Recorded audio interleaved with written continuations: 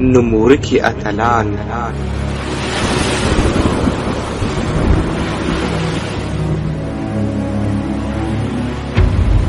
هغه اتلان چې هالیوډ موږ ته د سمندري غلو په نامه راوپېژندل. زه مجرم وم چې ارمان مې سپین قانون پر ما پورې دغه تور و بل څه نه و شهادت مې پر تا لومړی برخه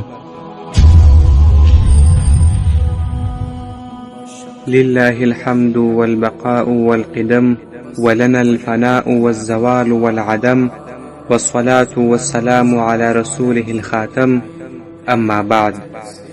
محترم دوستانو، السلام علیکم ورحمت الله وبرکاته. دا دی زه عثمان یو ځل بیا ستاسو په درانه حضور کې د یو بل داستان سره حاضر سوی یم. هیله ده چې د ژوندانه چارې مو په خیر او عافیت سره روانې وي، لکه څرنګه چې د اسلام د ستر غازي خضر خیرالدین پاشا بربروسا ژوندلیک مفصل په پښتو ژبه کې نه لرو، یعنی په نورو تاریخي واقعاتو کې به حتما د دې غازي یادونه سوې وي، مګر ما مستقل د دې مجاهد ژوندلیک په پښتو ژبه کې پیدا نه کړ. نو اړ سوم چې د پښتنو وروڼو او خویندو لپاره دا زحمت وباسم او د دې ستر غازي او مجاهد ژوند په جلا داستان کې راونغاړم. نو په دې ترڅ کې مې دغه داستان له دریو کتابونو څخه چاڼ کړ چې دوه یې په عربي ژبه کې وه او یو یې په اردو ژبه کې و. نو دغو کتابونو څخه مې دغه داستان خلاصه کړ.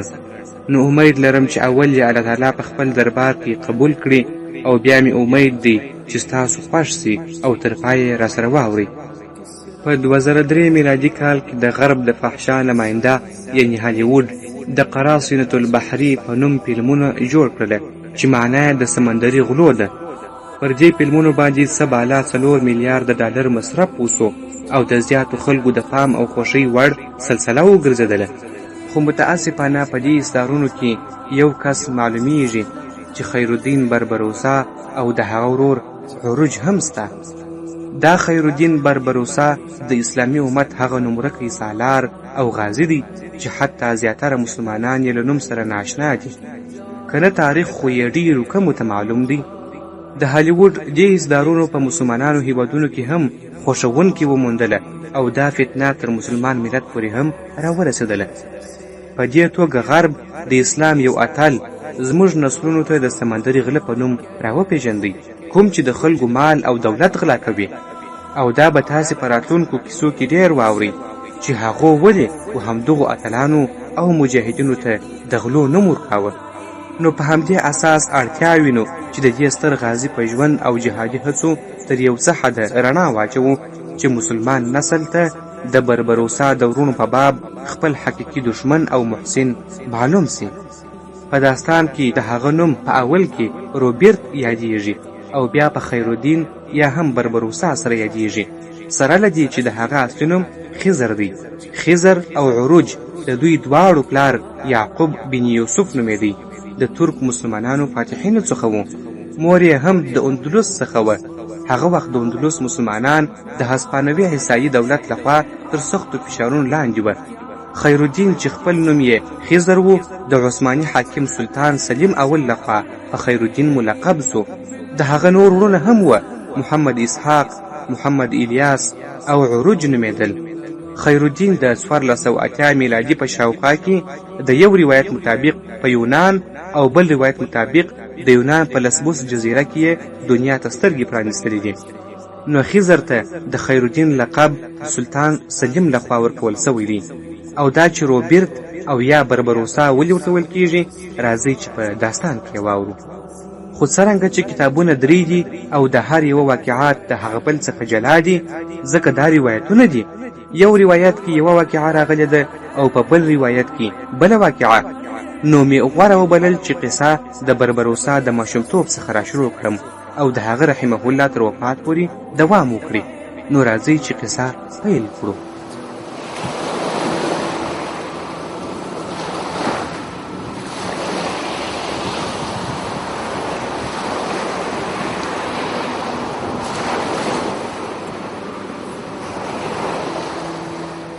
ښکاري چې نن ورځ وضعیت مستحکم دی سرداره. آیا سیده؟ زه وینم چې هوا آرامه ده، اسمان صاف دی او ستوري ځلیږي. هغه ورته ځواب ورکوي او د یوې کښتۍ په څنډه کې ولاړ دی.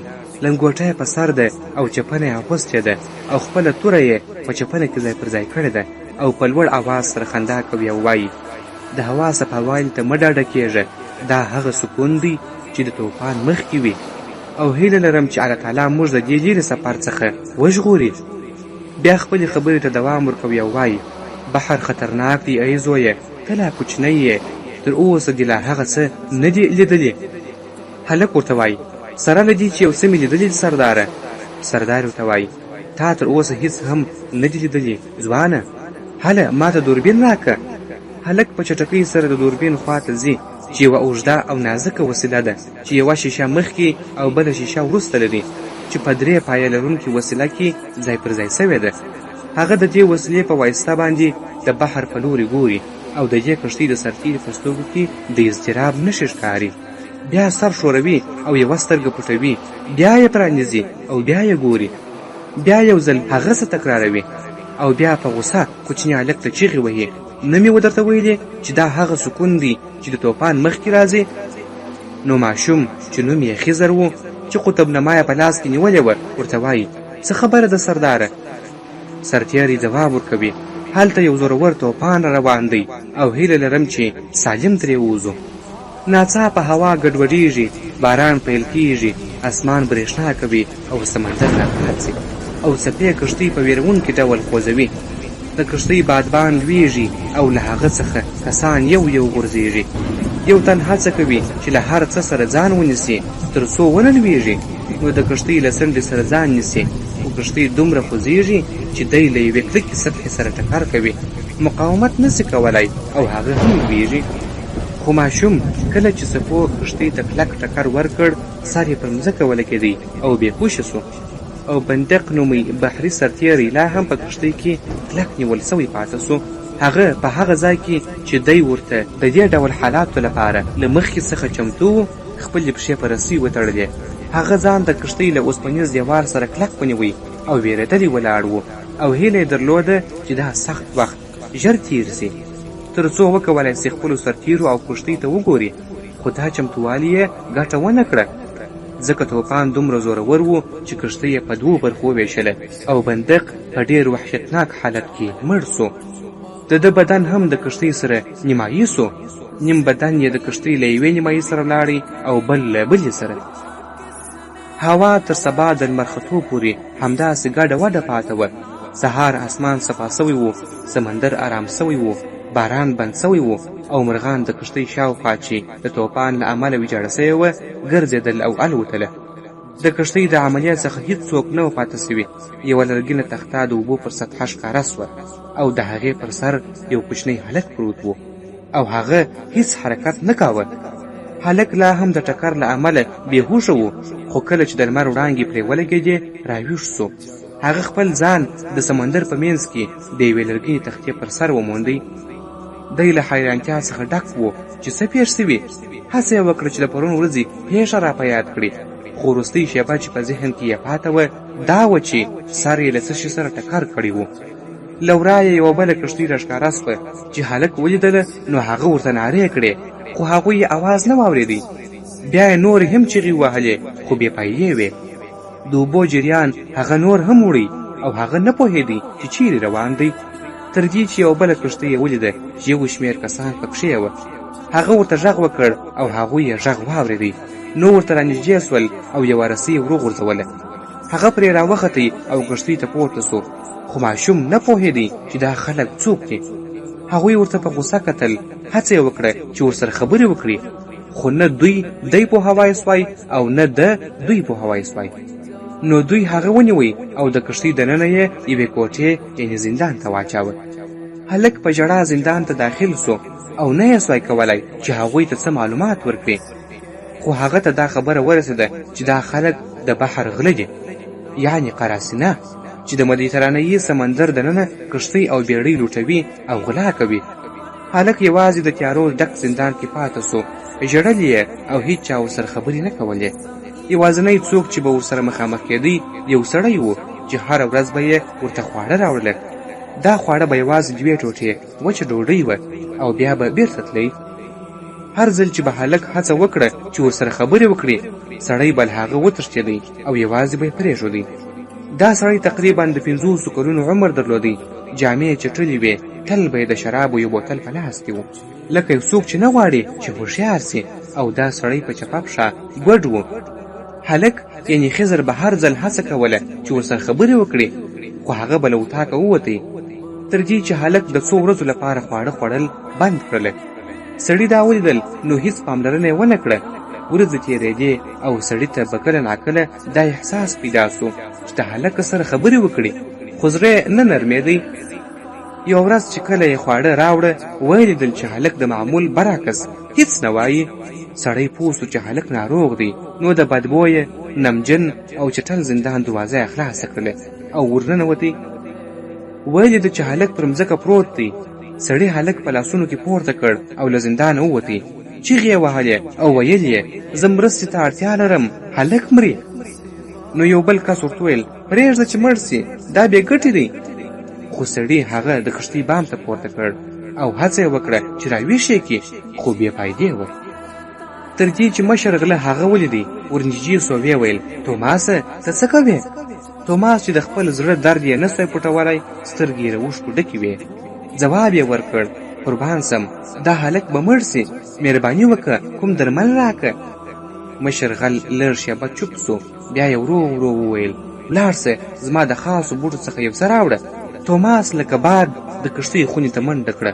بوټي یې راوویستله، د هغه زړو خو بوی لرونکي درملو څخه یې یو څه واخیستله، اوبو ته یې واچول او چای یې ترې جوړې کړلې.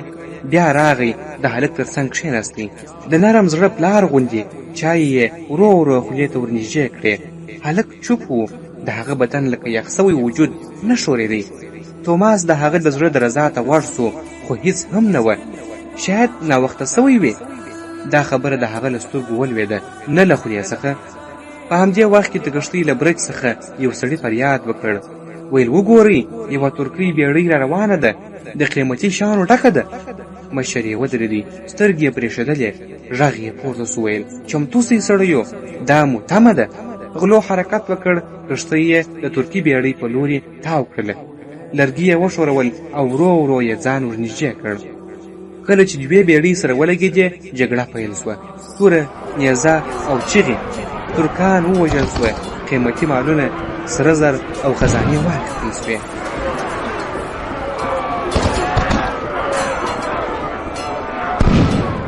خو هلته د کښتۍ په بله څنډه کې لا هم توماس د هغه کوچني هلک تر څنګ ناست و. سترګې نه لرې کولې. هیله یې درلوده چې شاید یو ځل بیا سترګې خلاصې کړي. ماشوم لا هم بېهوشه پروت و، خو کله چې جګړه ختمه سوه او د غلو چیغې، خنداوې او خوشحالۍ یې واورېدې، ورو ورو یې سترګې پرانیستلې.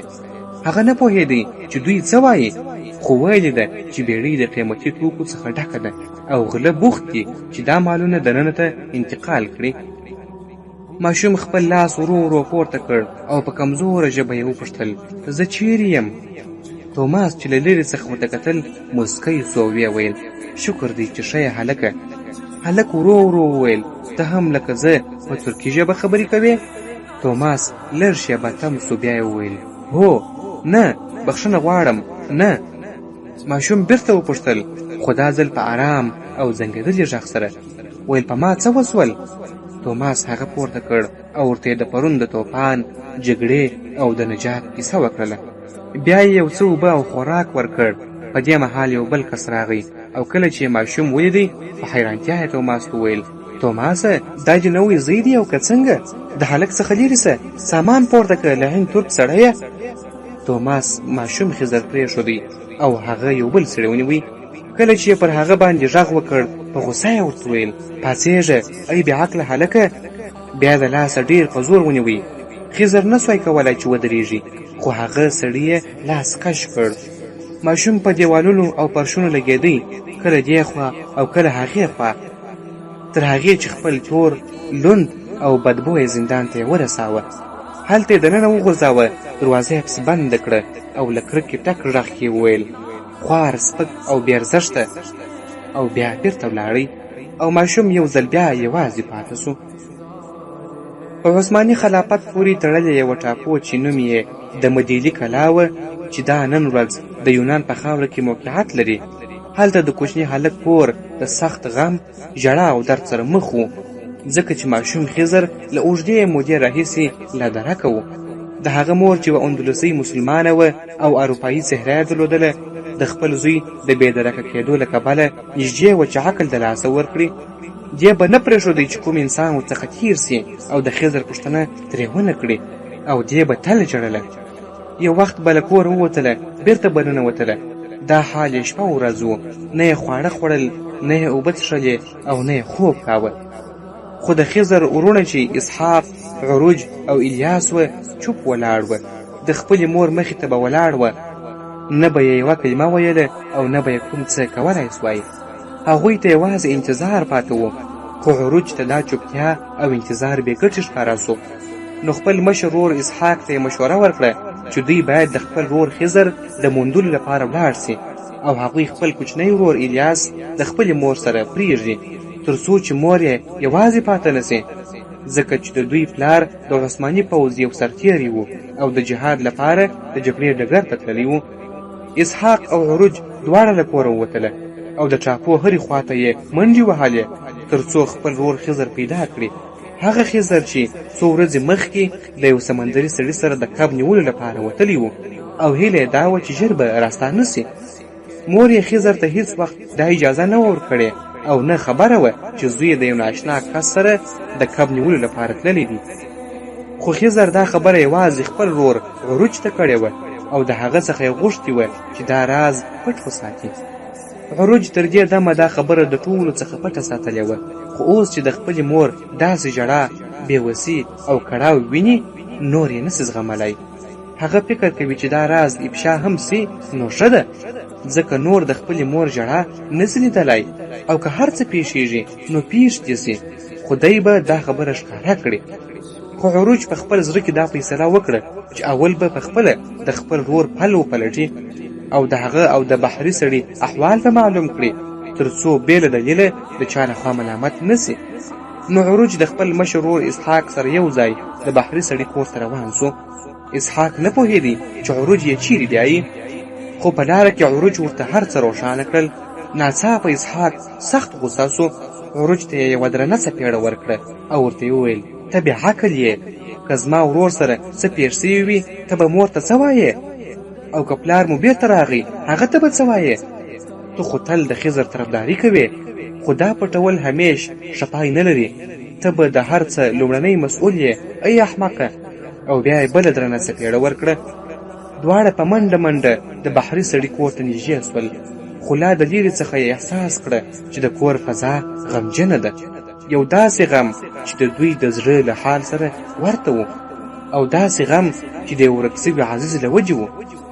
بیا دواړه د بحري سړي له کور څخه لیرې سوه او ساحل ته ولاړه.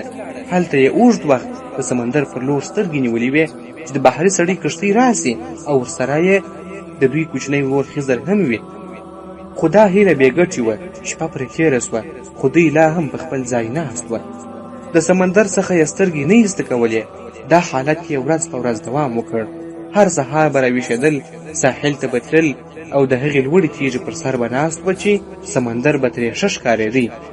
د غم ډکو سترګو به یې هره څپه، هره وړوکې کښتۍ کتله، خو خضر نه و. اوس به خضر ته ورسو چې هغه د غلو په کښتۍ کې په کوم حالت دی. د غلو کښتۍ د سمندر پر مخ روانه وه چې د یوې بلې ورځې لمر پرې راوختی.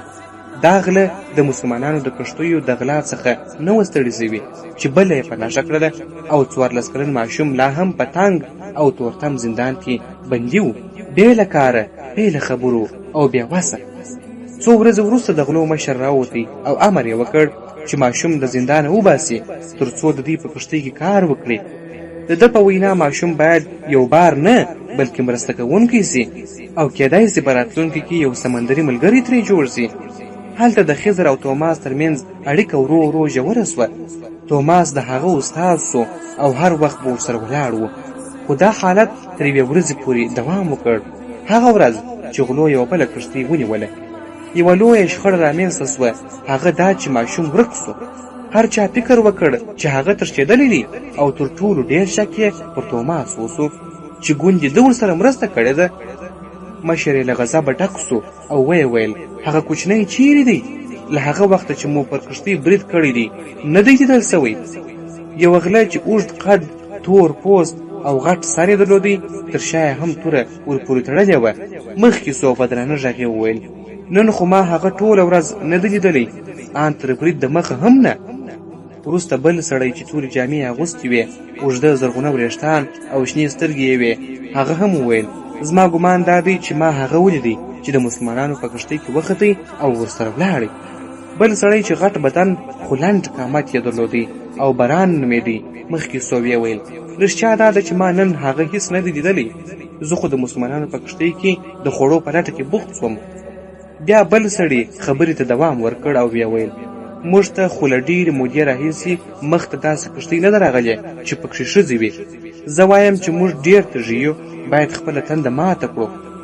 مشر په غوسه سو او غږ یې پرې وکړ چوپ سه ای احمقه، موږ یوه خبره کوو او ته بله.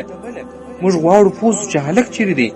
هلته یو بل لنډ قد خو ډېر وچ وجود لرونکی سړی ناست و، نوم یې ماکرو و او شراب یې څښل. هغه هم خوله پرانیستله او ویې ویله زما ګمان دا دی چې یوازینی څوک چې د هلک په ځای خبر دی هغه توماس دی. توماس ناست و غمجن او چوپ چې مشر ورباندې په لوړ اواز چیغې کړې که ته د هلک په تیغ چې ګیلاس ولرې نو زه به دې ووژنم او ماهیانو ته به دې وروغورځوم چې ودې خورې. توماس په ارامه خو دردناکه لهجه کې وویل مشره زه نه پوهېږم چې هغه چیرې دی او زه پکښې هیڅ لاس نه لرم.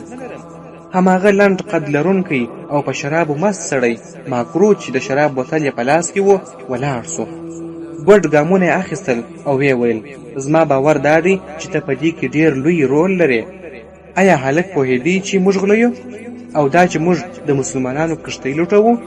زما ګمان دا دی چې تا هغه ځکه وتښتاوه چې ته هم د هغه غوندې یې او بیا یې په زوره وخندله. خو مشر غوسه سو پرې چیغې کړې چوپ سه ای احمقه، که بیا دې خوله خلاصه کړه زه به دې ووژنم. ورپسې خپلو کسانو ته امر وکړ چې توماس ونیسئ او د هلک په هماغه زندان کې یې واچوئ تر څو یې محاکمه کړي. په بله ورځ محکمه جوړه سوه چې مشري یې د غلو مشر جون کوله، مرستیال یې د رول په نوم یو کس و او د کښتۍ حکیم شارل هم پکښې ناست و. رول د تور لیکنه ولوستله او د قانون له مخې وویل چې سزا د مرګ ده. د توماس سر باید پرې سي. توماس د سزا ځای ته راوستل سو. هلته هغه تور پوستی توند سړی چې توره په شا وه د ده د سر پرې کولو لپاره ولاړ و. د توماس سر د اعدام پر تخت کښېښودل سو. توره پورته سوه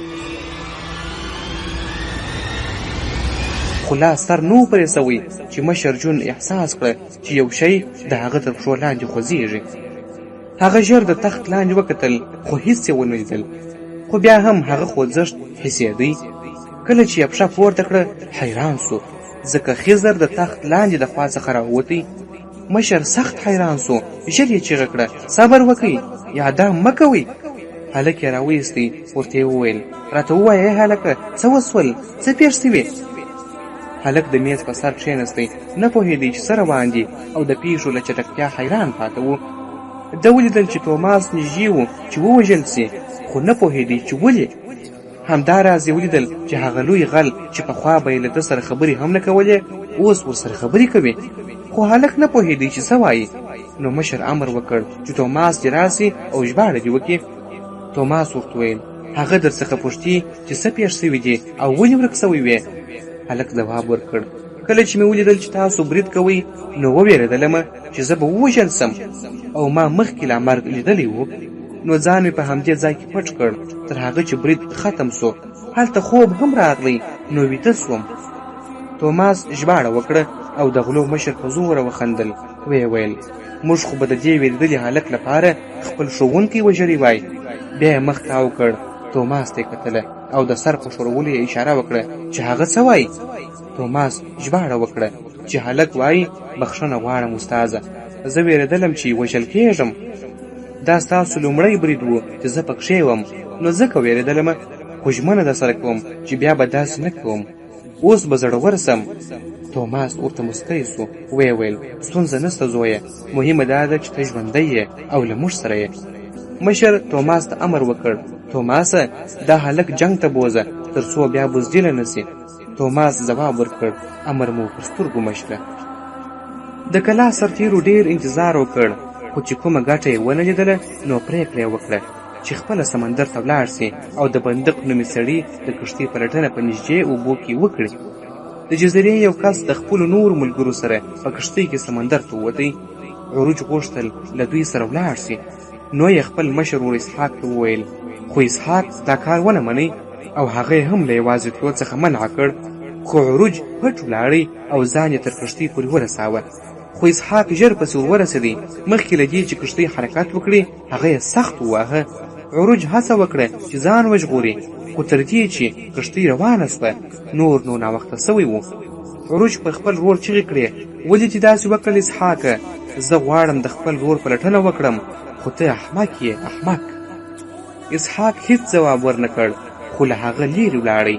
هلته ولاړی چیرې چې به دوی تل کښېنستله. هیله مند و چې د سمندریانو کښتۍ بېرته راسي او یو ښه خبر ورسره ولري. عروج لیرې ناست و او ژړل یې تر څو چې شپه راغله او دواړه له یو بل سره لیرې ناست وه. ناڅاپه عروج د یو ویرونکي شي غږ واورېدی، نو ژر په منډه د خپل ورور اسحاق خواته ولاړی او نږدې ورته کښېنستی، نه لکه پخوا چې به ورسره اوږه په اوږه ناست و. اسحاق ورپاڅېدی، د عروج لاس یې ونیوی او بیرته یې هغه ځای ته بوتلی چې تل به سره یو ځای ناست وه. بیا یې ورته ویل، زه پوهېږم ته راباندې په قهر یې وروره، خو دا مې یوازې د ویرې وکړه. زه اوس ستاسو د پلار په نشتون کې ستاسو سرپرست یم او پر تاسو ډېر خیال لرم او هغه هم تر ځان زیات. زه نه غواړم چې بل څوک هم راڅخه ورک سي. آیا ته غواړې چې زما دوه وروڼه ولاړ سي؟ آیا دا به دې خوښ وي؟ که ته ولاړ سې زه به له چا سره دلته ناست یم؟ او که دواړه ولاړ سو مور به مو له اندېښنو څخه مړه سي. زه پر تا ویرېږم وروره، هیله لرم ما درک کړه. بیا عروج په مینه اسحاق ته وکتل، غېږ یې ورکړه او په ژړغوني غږ یې ورته وویل، بخښنه غواړم وروره، ته پوهېږې زه څومره مینه د خپل ورور خضر سره لرمه. هغه راته د زوی په څېر دی، لکه څنګه چې موږ تا ته د پلار په څېر ګورو. دواړه وروڼه همداسې یو بل ته نږدې پاته سول تر هغې چې لمر راوختی. خو د لمر د راختلو سره یو ناوړ خبر هم راغی. دښتې په لټه کې دی د عمر مختار، بحر مو غواړي هم بربرو ساسالار، په لرو بر یې رپول غواړي ظلمو، سپینه جنډه مو خپرول غواړي ظلمو، دا اسلامي برم ساتل غواړي ظلمو، تیر عظمت بیا احیا کول غواړي ظلمو، دا قرباني او د ایثار په جذبه بیا پس پنځ سپېڅلي مسیر تلل غواړي ظلمو.